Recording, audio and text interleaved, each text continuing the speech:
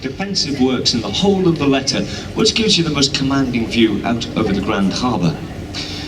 Whalefantazione Wurtatna were a non-governmental charitable heritage trust, and with the assistance of the Bank of Valletta and the Maltese Tourist Authority, since 2004 we've reinstated and carried out the noonday firing ceremony as it was always done throughout the 19th century.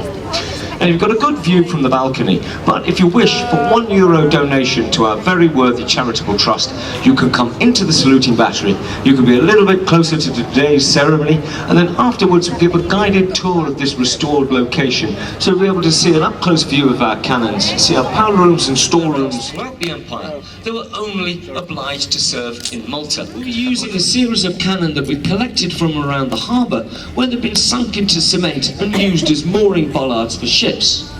But these are all original antique cannons. One even has the cipher of George III on it. It was left here by Lord Nelson on the way to the Battle of the Nile. so it's a very valuable and precious antique. So by getting this series of exact replicas made, we're able to relegate them for conservation and preservation for all time.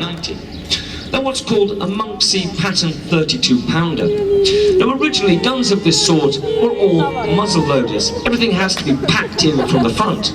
But during their service life, they were sent back to Woolwich when the invention comes around for breech loading.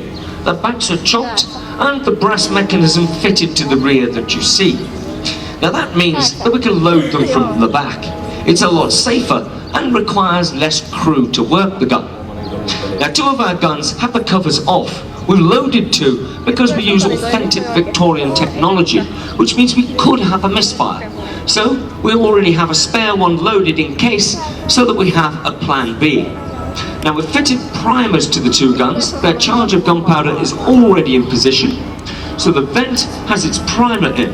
Hopefully when the key is pulled, it'll set off the primer down that vent to ignite the charge, the main charge in the barrel.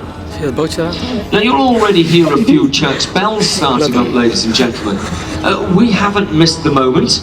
Quite simply, they're not as particular about timekeeping as we are, so quite simply, they're wrong, we're right. No.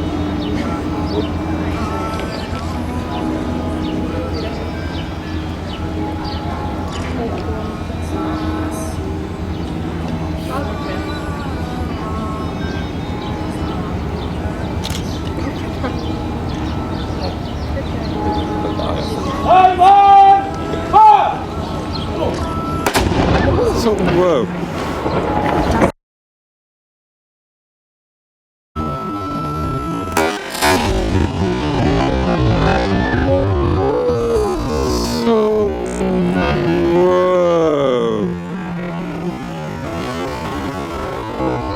That was a tricky primer on that one. It took a second pull, but nevertheless, a good firing. Ladies and gentlemen, it's now officially afternoon.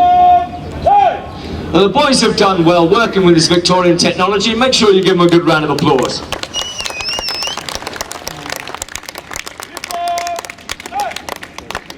Now I can tell you that we're going to give a guided tour of the saluting battery just as soon as we've cleared away the guns.